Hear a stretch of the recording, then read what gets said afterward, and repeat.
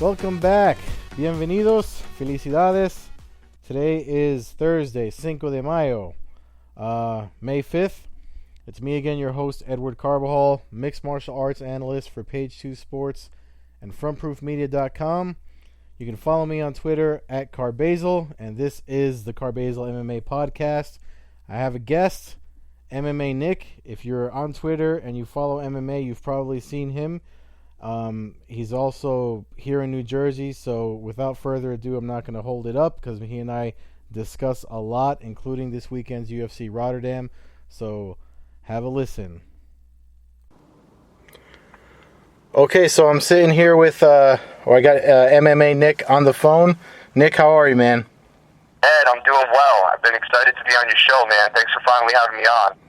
I appreciate you reaching out, man. I complain on the podcast often that it's hard to get guests, and I said that to you when we were messaging each other. So, again, thanks a lot for making some time to come on and talk MMA with me. So, do you follow any promotions exclusively, or are you watch a fan of the sport in a broad sense, like you watch Bellator and everybody else?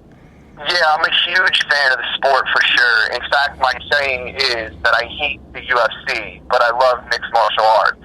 And the reason why I say that is because, let's be honest, all the great fighters, all the best fighters, about 90% of them fight in the UFC. Luckily, we're getting some fighters who want to take care of their families and themselves to branch out, and they're signing with Bellator.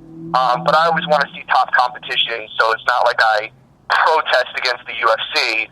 Definitely watch. I just don't agree with a lot of their money-motivated decisions, such as giving, number one contender fights to fighters who don't deserve it, but can talk themselves into it.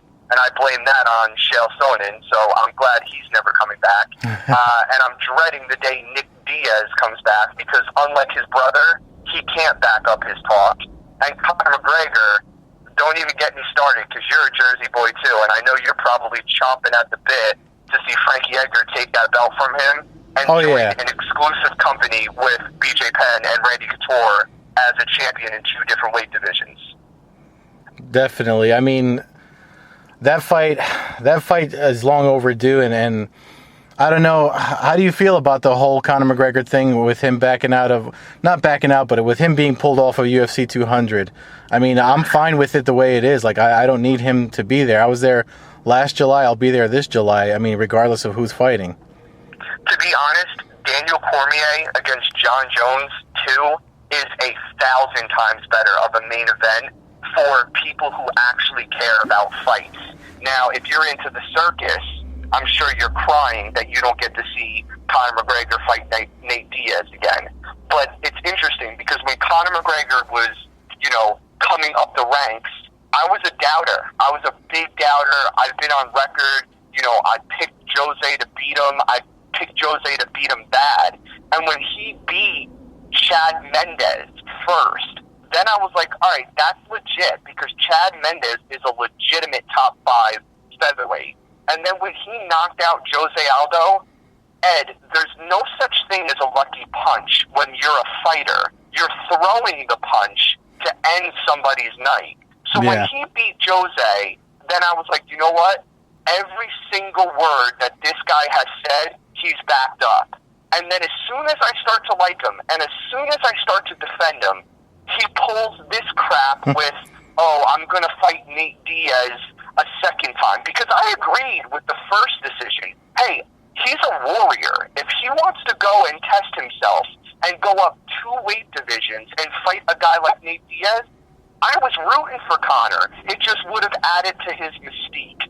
But the fact is, he lost, he got finished, and he tapped out. The UFC should have sat him down and said, look, Conor, we let you do what you wanted to do, but now as a champion, you're supposed to defend your title. And as soon as that, snowball effect of just crap that Conor McGregor gave the UFC, it turned me off again, and now I'm totally turned off. So I just can't wait to see him get stopped.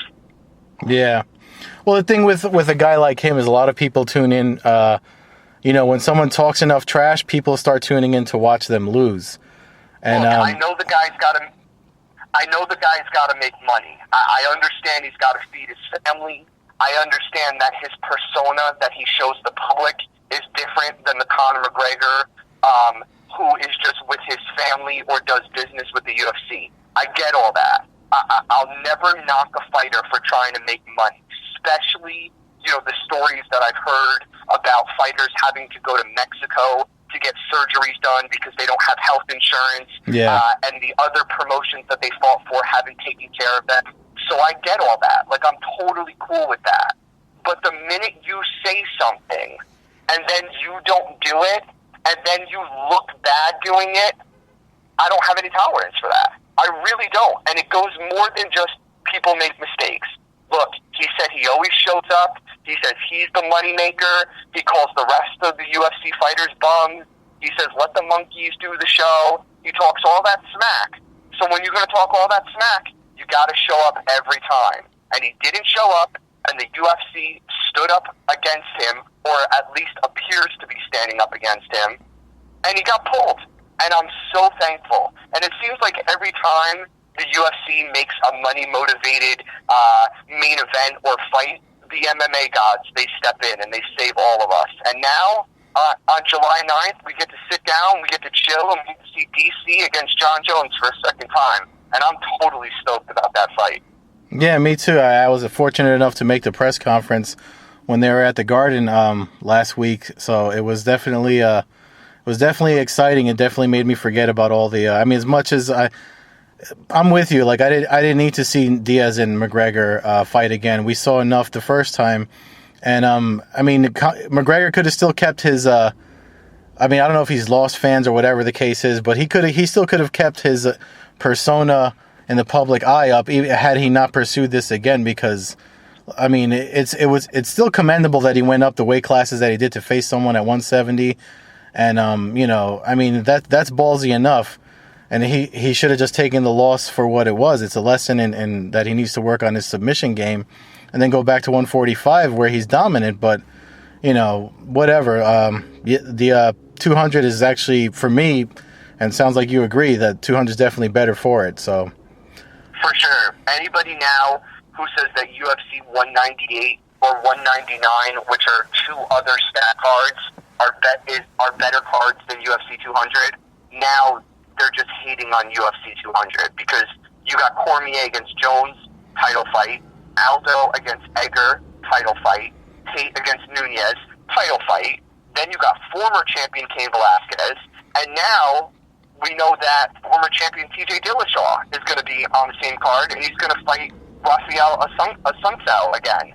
So, that is a stacked card. Plus, my wife, she doesn't know she's my wife yet, so somebody should tell her. But Juliana Pena is going to be fighting Kat Zingano. And those are two women that can throw it down. So I am really excited for UFC 200, for sure. Yeah, no, me and my girlfriend were there last year, and we're already planning to get out there again for fight week, because that's a good time. If you're an MMA fan, that's a good time, period, no matter who's fighting. There could be a ridiculous... CM Punk could be fighting anybody out of the crowd, and it would still... That week leading up to is just great. If you haven't been, I highly recommend you go. But speaking of being at the Garden, what did you... Being from Jersey, I'm curious, as another Jersey guy, how did you feel about the MMA ban being lifted in New York? Was it a big deal to you? I know we got it here locally in local promotions and stuff. If you got Dead Serious, we got Ring of Combat, we got CFFC, we got a lot of stuff that we can get to any weekend. But something about New York and Madison Square Garden is a big deal to me, anyway. How do you feel about it? I'm. Thank you, New York. They always want to be special, and sometimes they're special in the wrong way. But I don't understand how every single state could legalize MMA, and then New York wants to take a stand on what exactly? Because some of the comments are so offending from some of their politicians that I won't even repeat them on your show. Don't worry, I know this is a family show, Ed. I'm trying to control myself over here. Yeah. But the point I'm trying to make is, how could you possibly have boxing and not have MMA? If anything, boxing is more dangerous because boxing, I mean, guys get punched in the head 60, 65 times a round, and they have the standing 8 count, which I know is becoming more of a rare choice, but it's still a choice. Whereas a guy goes down, the fight's done. Or a guy doesn't even have to be finished with punches. He can be submitted. So I don't know what New York was thinking, but then again, I never know what people in New York are thinking. But I'm excited, and I'll tell you what, I'm more excited for Bellator in the Barclays Center because, like I said, I love MMA. I hate the UFC. I'm not putting any more money in Dana White's pocket because he is terrible for the sport. He is Don King reincarnated, and he's a horrible person. So I will be at the Barclays Center when Bellator comes to town. I've been to the Barclays Center, and I love it. And from what I understand, Bellator is really working hard to either get a show in November, December, or January, February of 2017. Yeah, and December World Series of Fighting is talking about doing something at the World MMA Expo at the Javits Center. Have you ever been to that? I've been to the Jacob Javits Center for car shows, but I've never been for fights. The only thing that comes to mind when you mention the World Series of Fighting is, are they still going to be in business by the end of the year? Because I love Ray Sefo, and when the dude fought, he was a warrior.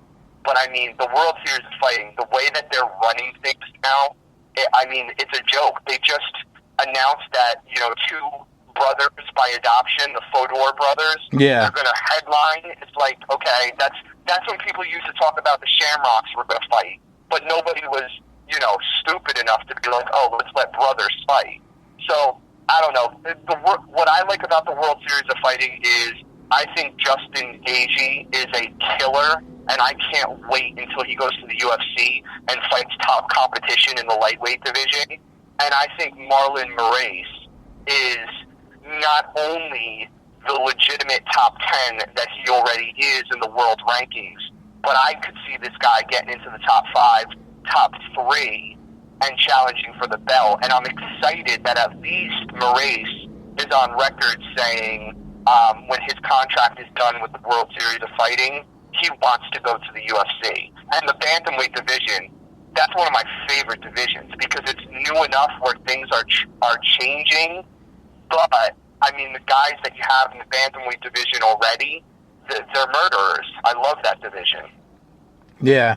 Well, in combat sports in general, the lighter guys are definitely more exciting. I mean, it's been like that with boxing and kickboxing. Even if you watch the submission grappling stuff, it's definitely a higher pace and better for, even if you're not into it, it'll definitely catch your eyes if you're watching it on TV. So, yeah, it's funny. Like, everybody always, what was the premier division in combat sports? It's always been heavyweight, right? Because people are like, look at these 2 humongous, murderous beasts going at it, and then in one punch, you can knock somebody out. But like now with, the featherweight division, the lightweight division, even the bantamweight division, these guys still have power, but now they have the speed and the technical accuracy that it's incredible. And I mean, even Demetrius Johnson, I was on another show and I said it would be disrespectful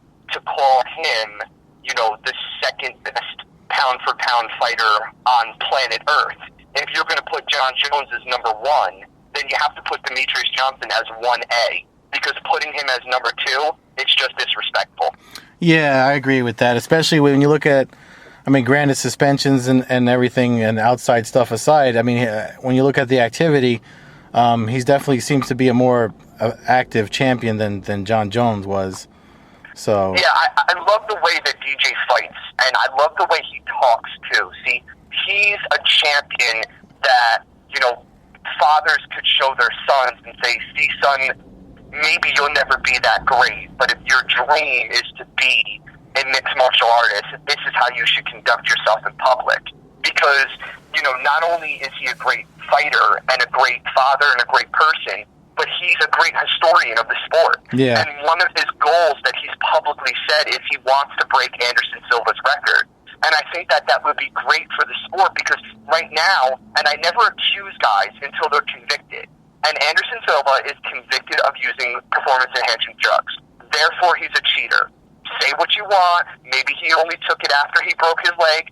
You can't prove any of it. You can't prove that I'm right, and you can't prove that I'm wrong. But the one thing that's on record is he failed that PED test. And the fact that he holds the record with 10 straight title defenses, to me, that makes the sport a little murky. So I can't wait until DJ can break that record, because I think he will. I mean, who's going to beat him at this point? He's going to fight Benavidez again. I love Benavidez. People, rip on him all the time, call him a bridesmaid. But, I mean, Patrick Ewing wasn't any less player just because every time he was in the playoffs, he lost to Michael Jordan. Mm-hmm. So, you know what I mean? Yeah. John Dodson, he's already beat. He beat Cejudo. I mean, for me, right now, the most interesting fight would be if Wilson Rice, he could, win one more fight, a top-tier opponent, because there's really nobody else. Justin Scoggins, he's finally, it seems like he's getting things together. He beat Ray Borg, and I thought Ray Borg was the next, young up-and-comer, that would at least get into the top 10, and Scoggins blew him out the water. I lost a lot of money on that fight, Ed. So, sorry. You know what I mean? So, yeah. People are always so quick to say, he cleaned out the division. And that's not true. But with Demetrius Johnson, he's literally cleaned out the division. Yeah. It's crazy how phenomenal of a fighter he is. Definitely. So, we only got a little bit of time left. You wanted to talk about or look at UFC Rotterdam. That's this Sunday. It's going to be on Fox Sports 1. Did you want to break down the main event? Because I got to be honest, it's hard for me. When I looked at the card before we started talking, it's hard for me to pick guys for this one, just because I'm like, I don't know if it's how long I've been watching this sport and which memories I'm pulling up in the memory banks. Right. But like when I'm looking at Overeem and Arlovsky, I'm like, do I pick Overeem because he's younger, or am I going with Arlovsky because I just feel like he's got one more knockout in him, and Overeem tends to be, he's got a small jaw. When you look at he's got a big head but a small jaw. So sometimes I take that into sometimes I tend to overanalyze it. So when you brought it up, I was like, that's great, because I need to hear somebody else's thoughts on who they think is going to win. Yeah, it's interesting that you bring the whole, jaw aspect of a fight up, because it's definitely important. For me, even though Arlovsky's chin has looked better, I still think that the one weakness Arlovsky has had and will always have is his chin. And you saw that when he fought Stipe. Yeah. Even though Stipe blitzed him, a guy with a good chin, they could take those punches and maybe get a takedown, or they can deliver punches back, or at least give themselves time to spin out of that blitz. For that reason, as much as I love Arlovsky, and I will be cheering for Arlovsky, if you told me, Nick, who are you going to throw $100 on? I'm definitely throwing $100 on Alistair Overeem. Yeah. And I think it's his time now. And I love this main event, not only because we're getting two guys that have been relevant for nearly a decade now, but I really do believe that if Alistair Overeem defeats Andre Arlovsky, he should get the next title shot. Yeah. For sure. I mean, he beat Junior Dos Santos. Yeah. Or if he beats Arlovsky and then Cain Velasquez, or should I just say when Cain Velasquez beats Travis Brown, then have them fight for a number one contender fight. Yeah. Because in the world rankings, Cain is number 2 and Overeem is number 3, and then you got Dos Santos at number 4. So I think that Overeem has, as slow as he started in the UFC, because it was ugly. First, you had that steroid ban for a year. Then he got knocked out by Rothwell. And Ben Rothwell, I love that guy. But Alistair Overeem shouldn't be getting knocked out by Ben Rothwell. You know what I mean? Yeah. So he's really picked his career back up. And with the USADA breathing down his neck, you have to assume and give the guy the benefit of the doubt that he's doing this clean. And, that's good for him. I believe in redemption. Yeah, I mean, for both of them, I believe. I mean, I'm not going to be disappointed with. I don't bet often. I mean, outside of DraftKings, I really don't. I really don't make bets on fights. But unless I'm actually in Vegas, then I'll do it. But Right. the between them two, it's like I said, it was hard for me to pick when I was doing my lineup on the fantasy MMA, and then I said, you know what? Just because I was looking at more, I have more memories of Overeem winning. I mean, he's kind of like 50-50 when you look at his wins between submission and knockout. Because if you remember back in Pride and when he switched over to fighting here in the States, he had a lot of guillotine submissions. Like that was like his go-to finish. So Right. it's like I don't know. I feel like he's got a better chance because Arlovsky has him too, but he hasn't. I just feel like when I forget where he trained in some, and he lived in the boxing gym for a while. It's like he forgot that he knew Sambo or something. So sometimes, Yeah.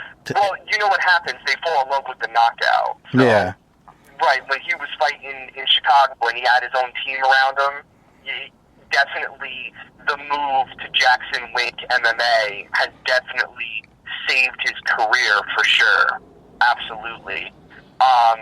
You know, and then real quick, I know when we spoke previously, you wanted to break down the co-main event. But can we talk about the real co-main event? Because Albert Tumanoff against Gunnar Nelson. Yeah. I mean, that's going to be an awesome fight. I mean, I don't want to see Antonio Silva fight. I mean, I think that guy's got more PED convictions than he does wins in the UFC.